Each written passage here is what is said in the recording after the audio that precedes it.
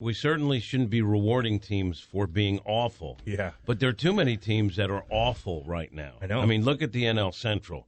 Look what the Reds did. Not only did the Reds get rid of everyone that their fans might want to see, even if they weren't going to win, but then the owner basically told their fans, came out and said, where else are you going to go? That's a problem. That is a big problem. Yeah. Yeah, no, you're right. And the teams that you're talking about, the Cardinals, I think, are playing, 3/4 of the games, the remainder of the season. I'm sorry, I undersold the number one in baseball this year, too, What? by the way. It's $265 million with the Dodgers compared to $43 million for the Orioles. That's a massive problem. Well, massive. Even Irish Sean just chimed in. He goes, the Oilers aren't doing any ads on their jerseys. I mean, they're rocking it in every night. So it's kind of nice. We're like, nah, we don't need to do that. But that doesn't bother me anyway. Put the damn ads on their helmet. Who cares? Make the money. And you know what? The Blues being where they are in the payroll scheme, and granted that they're more clustered together than Major League Baseball, no question about that. But they got a good roster, man. I give Doug Armstrong all the credit in the world. They're solid, right? He knows what he's doing. He does. He's willing to part ways with you too if it doesn't make sense financially. I don't care who you are. We've seen that before, and I like that. You don't need to hold on to these guys. Like, you just don't. You get the best out of them, and you move on from it. Well, it's not a relationship. It seems to me that both teams that we're looking at in town, the two big dogs at least, are kind of in similar places right now. There's been a lot of criticism to come down to the Blues this offseason saying, where's the ad? What are you going to add? What are you going to do? Where you look at it and you say what was important for them was to, number one, shore up what they had. That's why you see the Thomas and the Kyrou deals. But you also said you got to get your D-line together. You got to get things. You got to figure out what you're going to do in the net, who's going to stay, who's going to go, and get all that. It felt to me the entire time that the Blues' mission this offseason was to just solidify things and get it put together. You only have so much money. Yeah, with Nick Leddy, that's what you needed to do. You needed to shore up that left side puck-moving defenseman that could skate damn night. Nick Leddy was the equivalent of signing Steven Matz for the Cardinals this offseason. You needed somebody in the space to be there to solidify it. Now, when you look back at this offseason, you say Steven Matz was the takeaway. Well, now, looking in the rear view, you're going to be like, the guy's made how many starts this year? Maybe 7? Yeah. And you're like, what did you do? It's not enough. Well, you're still in first place.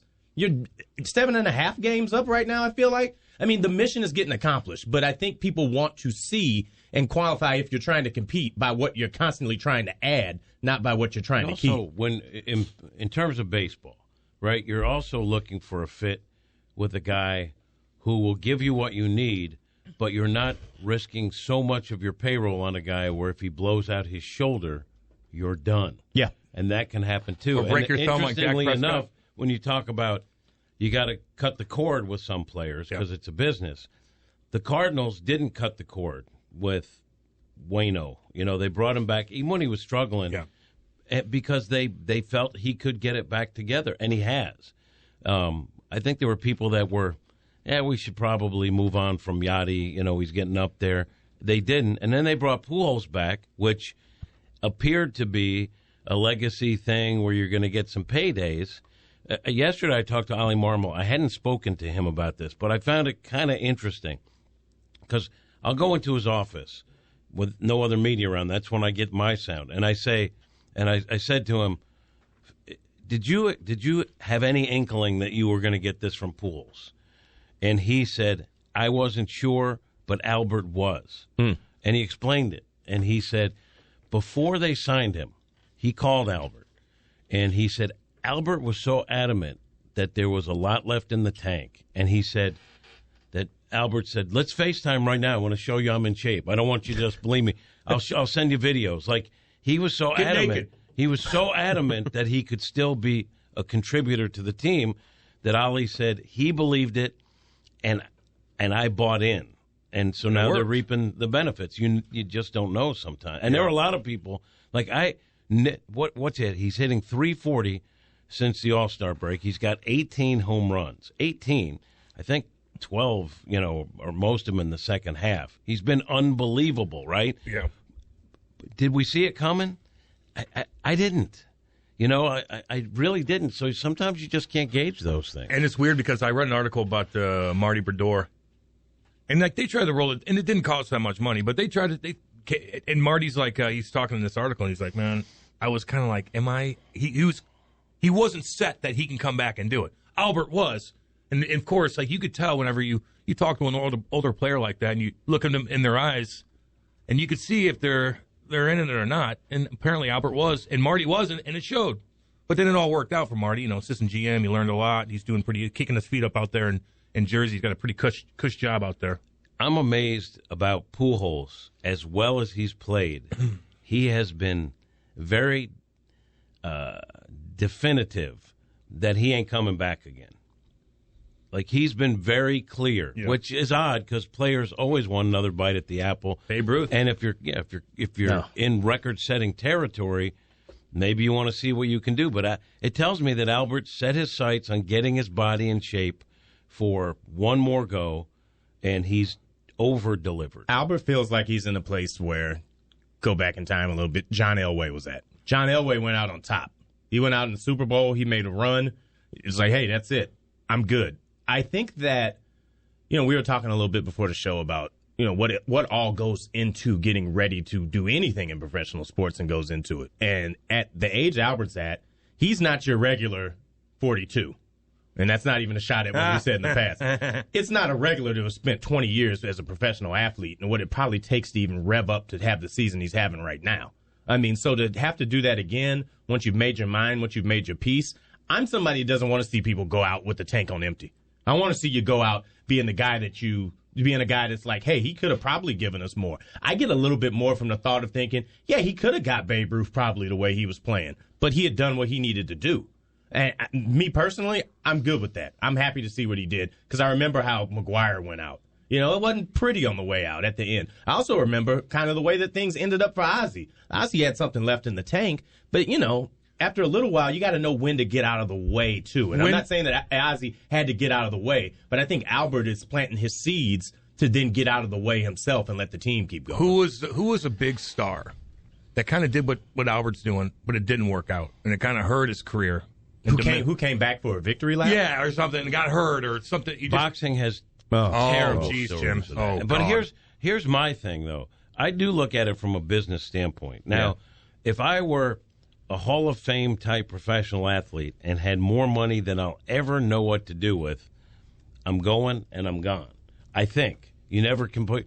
But what happens to these guys, and I know a lot of guys who played baseball, sometimes they get out and it's not out of their system, and they live with regret. And my thing is, you better make sure it's out of your system because it's going to hurt you in the long run. And if you could get paid while making sure it's out of your system, do it. So depends on the sport. And I agree with that. I think that calling that up made me think about a couple of people. Ken Griffey Jr., when he went back to Seattle. It just wasn't like he just ended it just in the middle of the season. He was just like, you know what, I'm done. It's over. Yeah. I'm out of here. I can't do it anymore. Let's go way back in time. Willie Mays, who left to go and play with the Mets. I saw him as a Met. Was it bad? It was. You know what? I was a little kid, but I got to see Willie Mays play. Yeah. So I remember that, and at the time I didn't realize that he was like maybe 1/5 of what he was in his prime. Oh, goodness. But, that's a guy. You're being kind. Yeah, that's a guy who probably didn't need to do that. But I also think about guys like Evander Holyfield and guys that did he get buckled? I mean, he still fights. He's like 70. Right. And I think he's had some financial issues. Probably. But I think about guys that, pitched until they were 32 and they didn't get the right gig, and so they called it a career. And I've heard stories of guys like they took their family to the game and they're sitting at Busch and they're in a bad mood. And you know why they're in a bad mood? Because they're like, I can still do that.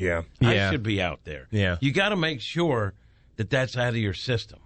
Yeah, I get you on that. And if someone wants to keep playing and they're paying them, I don't have a problem with that. So, and then the thing when it comes down to cash, you can play pro. When it comes down to cash too, Albert it ain't the money. No. I mean, he's doing this purely for the love of it and for what he's done. You get to come back, play your last year of one of your closest buddies. You get to come home and do it. I just couldn't think of obviously a World Series would be amazing to do it like that. That would be another level. 700, a World Series. That's you make movies about stuff like that.